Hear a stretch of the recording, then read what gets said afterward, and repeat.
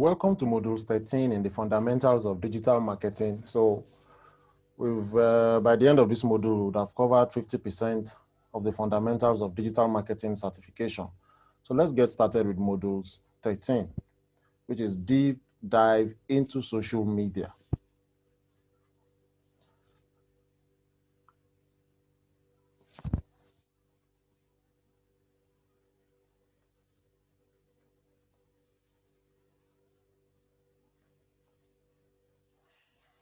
Getting serious with social media means a lot of work, and you can find yourself lost pretty quickly if you don't have a plan. Okay, this video will give you all the details you need to put a plan on paper and show you some tools that can help you put it into action. If you've already started to dabble in social media, you probably noticed how much it takes to do things well. It's not easy to keep everything up to date, reply and interact with all your connections, or come up with a steady stream of ideas for unique, interesting things to be posting all the time across a number of different networks. The key is to sit down and sketch out a formal plan for what you want to post, when you want to post it, where it makes sense to post, and even who at your business should be posting. Why is that so helpful? Well, if you just assume that you'll have enough free time to come up with creative, compelling posts on the spot, the odds are that you'll end up disappointed. Life gets in the way. Other things take priority, and without a plan, your social pages might end up being silent for too long, or your post might be lower quality because you are feeling pinched for time.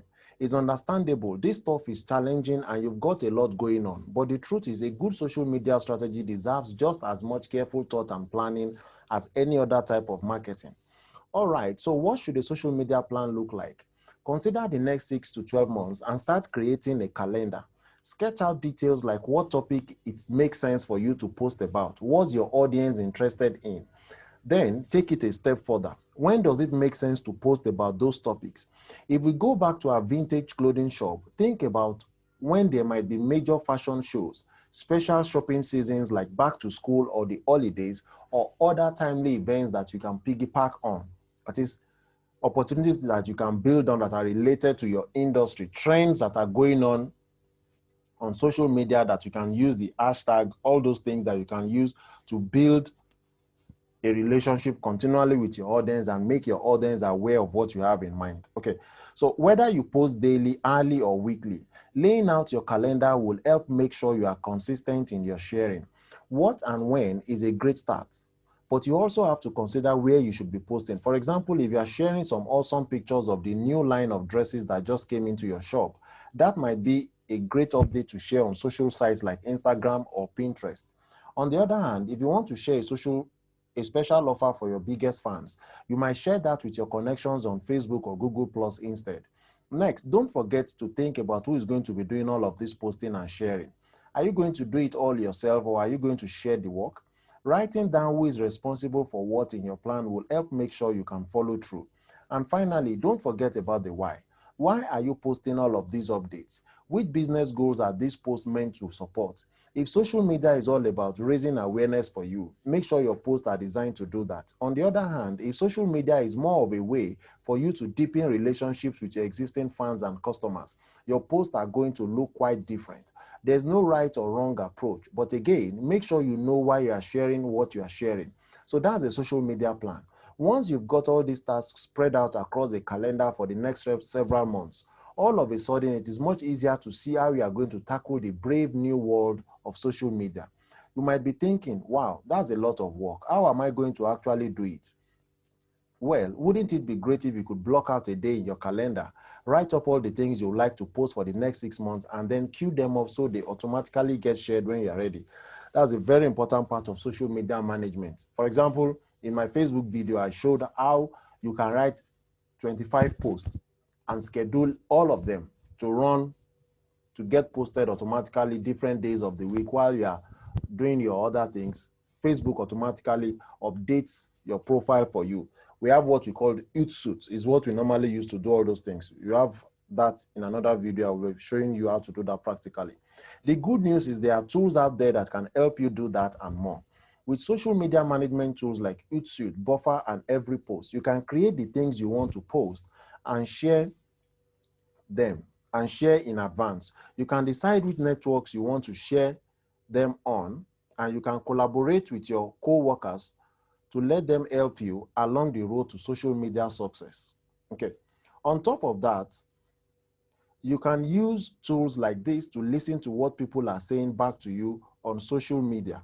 You didn't forget, did you? Social media is a two-way conversation, not just a megaphone for you to use to broadcast your message. So what have we learned? Social media takes some work and dedication. If you want to have real success, putting together a detailed plan will help you take your efforts to the next level. And there are lots of tools available to help you. Now you are well on your way to conquering social media. Okay, check your knowledge for lesson 1.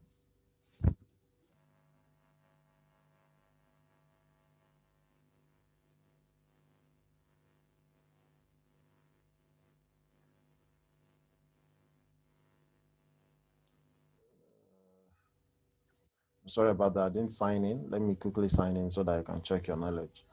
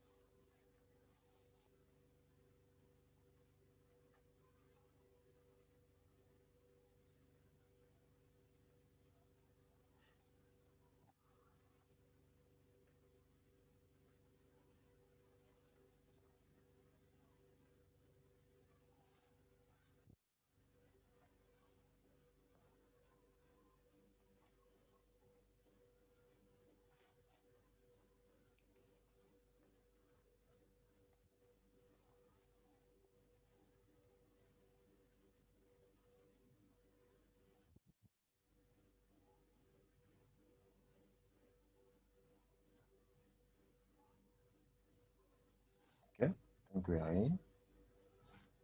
So check your knowledge for lesson 1. Okay. Lily runs a vintage clothing shop and wants to engage more with her customers online. She currently posts to 2 social media networks, but wants to develop a full social media strategy.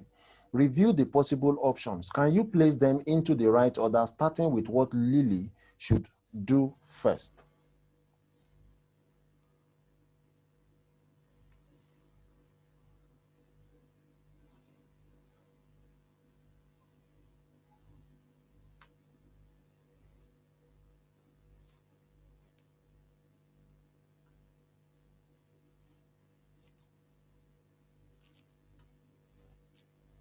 Okay, so supposed to create a social media plan first, set up accounts on the appropriate social media site she wants, sign up to a social media management tool, create a list of posts to be automatically posted in the coming weeks.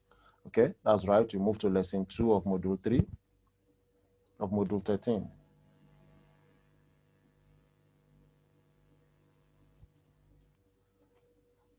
Okay, you're making progress. So view transcript. Wondering if there's anything more you can be doing now that you have your social media plan up and running? Well, the answer is often yes. And many social networks offer paid advertising opportunities that can give you access to very specific audiences and get your message out there. So let's jump in. We'll use the vintage clothing store as an example. Perhaps you've noticed that your best customers seem to come from certain demographics. Let's say women aged from 20 to 35. Wouldn't it be great if you could focus your advertising on people who fit this profile and are more likely to become your customer? Well, social media sites can help you do this and more. That's because social media sites often know a lot about their users. Think about your Facebook or Google Plus page, for example. Have you included your age or gender on your personal social media pages? Many people do. And that's why social media sites are able to offer businesses the ability to reach such specific groups. Sounds pretty good so far, right? Well, it gets better. Not all women aged 20 to 35 are going to be interested in vintage clothing. So, if we can avoid spending money advertising to people who aren't interested in vintage clothing, that's a win. That's one of the biggest advantages of advertising through social media. You are able to narrow down to people's interest based on the places they visit on the internet before. Facebook, Google, many of the social media sites have data to know the interest of people. Okay, we'll be going into that when we are doing Google Ads, and social media advertising. Luckily, social media sites can help you narrow down your audience even more. For example, you could target women aged 20 to 35 who are interested in a certain fashion designer or who have posted about vintage fashion in the past. That would be a great way to focus your advertising only on the people who are most likely to be interested in your shop. And we can take that even further. Like other online advertising channels, you can also target your ads to a specific geographic area. That means you could use social networks to advertise to women aged 20 to 35 within 25 miles of your shop who are interested in a specific fashion designer that you care about. Social media sites provide great options for targeting ads or content to very specific audiences, and that's a great way to make sure we're investing our marketing budget wisely. Now, let's talk about how paying to promote your messages to social media network users can complement your other efforts on social. Building up your presence on social networks is usually a gradual process. Over time, you post interesting, unique content and gain more and more visibility. But what if you want to accelerate that process? That's another great reason to try paid advertising on social networks. Say you've got a Twitter page with a few hundreds of followers so far. What if you wanted to reach a lot more people who aren't necessarily following you yet? You could try a promoted tweet. This is a way for you to get your shop in front of potential customers fast. For example, your promoted tweet could be shown to people who have tweeted about vintage fashion in the past or people who follow an influential designer. All of a sudden, you are potentially reaching a lot more than your 200 followers and hopefully growing your network with even more followers as a result. So that's advertising with social media sites. You get the ability to do some really fancy targeting. And on top of that, you can ramp up your visibility on social networks very quickly, as long as you are willing to pay for it, of course. So let's check our knowledge for lesson 2. Lily has decided to use some of her social media budget for targeted Facebook adverts. She's keen to take her vintage clothing business global and wants to reach a wider audience. So which groups should the advertisements be targeted at? Users who have posted about buying vintage clothes, users who have liked vintage clothing, users who live within 20 miles of Lily's shop, users who live in countries that she'll be happy to mail her products to. Okay, let's go through that again. She's keen to take her vintage clothing business global. Global. That's the keyword, global. So this can be part of the answers. Okay, she wants to go global. Okay, that's right. Next lesson. So we have to read and really understand the questions so that we can get the right answers without wasting too much time. Okay, so we go to lesson 3 of module 13. View transcript. Tracking the impact of a social media campaign is really important, but it can get complicated. That's when analytics and tools can help. In this video, we'll cover how analytics and different tools can help you track the impact of your social media efforts and understand your customers a bit better. Let's assume our vintage clothing business has established accounts on a few social networks, Facebook, Twitter, and maybe even some smaller fashion-related social networks. First, it's important to take a look at the social networks themselves. When you log in, many provide data about what's happening on those networks. For example, you might be able to get reports about how many people you are connected with and how that's been trending over time, which of your posts are getting shared or interacted with the most, or even who your biggest fans might be. By looking at the data and reports available in many social networks, you can learn a lot about who your connections are, how they behave, and how they consume or interact with the content you are providing. By logging into every single network and looking at the data and reports in each one separately, but logging into every single network and looking at the data and reports in each one separately can be time-consuming and tricky. Remember those tools that can help you schedule your post and consolidate all of your login into just one place? Well, many of those tools can also track and provide data that can compare the different networks against each other and give you all that reporting in one place. Tools like these are really helpful, and you can investigate them by searching for social media management tools. There's also another kind of tool that might help you, which is social media monitoring. There are lots of them out there and a wide range of features and pricing, but basically, these tools will scour all the social networks out there looking for mentions of you, your competitions, or even social media teams being talked about. This can help you identify new social networks you might want to participate in, okay? And let you join conversation about your business or your industry. But these reports and tools typically only measure what is happening on the social networks themselves. So if you want to know what's happening after someone decides to click on a link you shared or a piece of content you posted and ends up on your website, for these, you'll need a separate tool dedicated to tracking what's happening on websites. That's Google Analytics. You have a video on that. Web analytics tools will generally pick up the trail as soon as someone hits your website, and many of them will automatically track when visitors are coming from social media sites. That means if you are tracking what people are doing on your site, you can see how many visitors from Facebook or Twitter are not just arriving on your website, but also submitting your contact form, buying items from your online store, or downloading your monthly PDF newsletter. Now, you'll really be able to see how your social media efforts are paying off. Lots of web analytics tools also let you track not just what network visitors are coming from, but even the specific post or pieces of content that got them to visit your site. Each web analytics tool does this differently, but the end result is pretty cool.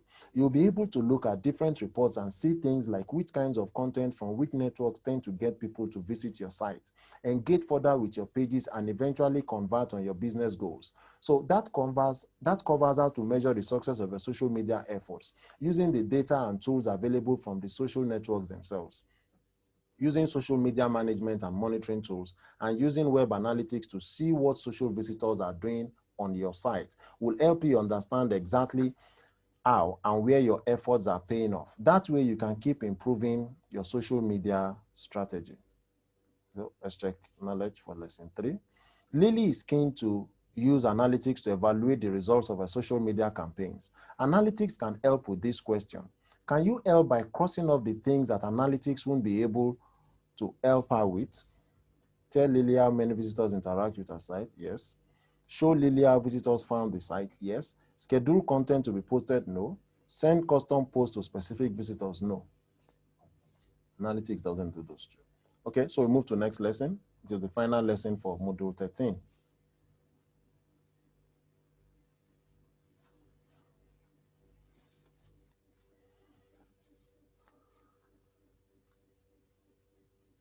View transcript. Feel like you are getting the hang of social media? Now that you're up and running, this video will cover some of the pitfalls that could end up hurting your efforts and maybe even your business. Stuff like boring, repetitive sales messages, posting once every 3 months, or the opposite, spreading yourself too thin with far too many posts. Ready to look at some no-nos? The first rule of social media is not all about you. People go online to share news, how-to tips, and funny cat videos. They are not there to hear your sales speech, and brands that have nothing else to say tend to get boring and ignored fast. If you're a business, remember that anyone who follows you on social media is already interested in you. There's no need to aggressively sell. Just focus on providing a good experience and keeping their attention. So if you own that vintage clothing shop we've been talking about, let your followers know what's new, what's coming soon, and how you do what you do. You don't have to recreate your product pages and try to push them down people's throats. Building on that, people don't want one-way pushes crowding up their feet. They want to be on a two-way street. They want to know what you are listening. Okay? They want to know that you are listening. Make sure you man the phones online to monitor when people are responding to you and have a plan for answering comments. Be understanding, be considerate, but most of all, be consistent. Follow up on complaints and give people the information they ask for. Negative feedback doesn't necessarily have to end in disaster. It can be an opportunity to show your customers and everyone else who might be watching that you truly want to help them. The next pitfall, don't spread yourself too thin on social media. With all the networks out there, there are almost unlimited opportunities to talk to customers, but those conversations take time. If you are not careful, you'll get overwhelmed trying to juggle too many sites. Focus on the ones that matter most and branch out as it makes sense and you can handle it. Have you ever checked out the social media page for a brand or product you're interested in, only to find nothing has been updated for months? Another big mistake. It might make people wonder if anything's steering over there or if you're even in business anymore. Growing innovative, exciting businesses have a lot to say. Stodgy, slow-moving ones might not say much. Which one would you prefer? Which one would you rather be? Finally, it can't be emphasized enough that you'll want to measure what your efforts are actually doing for you. Using social media and analytics tools, you can see firsthand how your social media efforts are contributing to your bottom line and learn which are more valuable than others. It's easy to sidestep a social media disaster. Stay true to yourself, respond to comments, focus on the sites that make sense, be consistent and measure your results. Do all these and your social media efforts can thrive. Let's check our knowledge for the final lesson. Lily sees a negative post on Twitter about her vintage clothing business. Received my vintage Lily dress today only to find the zip was broken. Lousy service. Vintage woes. How do you respond? How do you think she should respond? Okay. Sorry to hear that at Sophie. DM me so that we can get that dress fixed up as soon as possible. We've never had our zips break before. Did you pull it too quickly? No, you can't say that. That's a shame. Sometimes the zips just break. Okay, you can't say that. So this should be the correct answer. You have to let the customer know that you are sorry. Okay, so sorry to hear that. Okay, send us a message so that we can get the dress fixed up as soon as possible. That's a better answer. Okay, so we submit, then we write the topic assessment for module 13.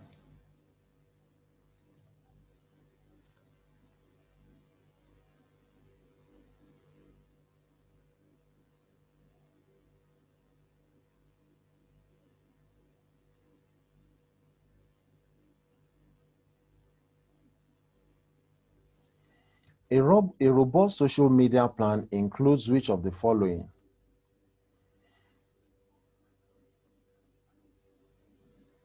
All of your online business goals, a list of content, no. A long-term schedule identifying when to post content, yes. What is the best way to put your social content in front of people who don't already follow you? That should be marketing, increase it, no. No, use paid, yes. What can social media analytics tools help you measure when assessing campaign results? Whether the visitors liked social campaigns or not, whether a visitor called, whether the visitor clicked on a paid or organic listing, whether their campaign was more successful than your competitors, no, whether the visitors liked the social campaigns or not, whether a visitor called the store after seeing a social post, no, whether the visitor clicked on a paid ad or organic listing. Should be either B or C, whether the visitors like the social media campaigns or not. Which of the following is a pitfall when using social media for business? Which of the following is a pitfall? Not having the resources to respond to comments and questions, spending too much time reviewing social media analytics. I think that should be not having the resources to respond to comments and questions in a timely manner. Okay, let's see if we have all the correct answers. Okay, let me see which one is not correct.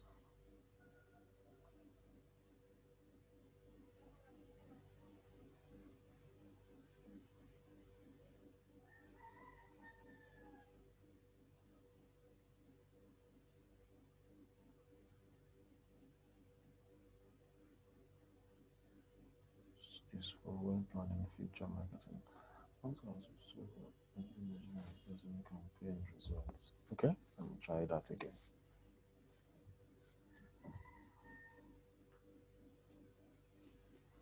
Ask people, okay.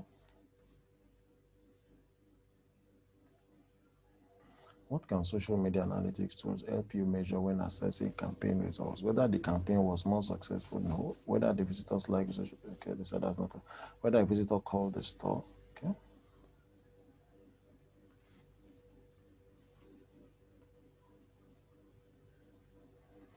Okay, so that's it for modules 13. Let me see the answer again and be convinced.